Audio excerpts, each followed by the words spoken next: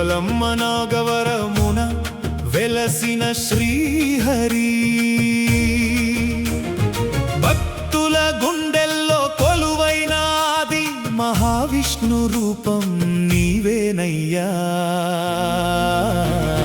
కాలిమట్టెలు కడియాలతో దర్శనమిచ్చే స్వామి, పిలిస్తే పలికే కరుణామయుడవు నీవే.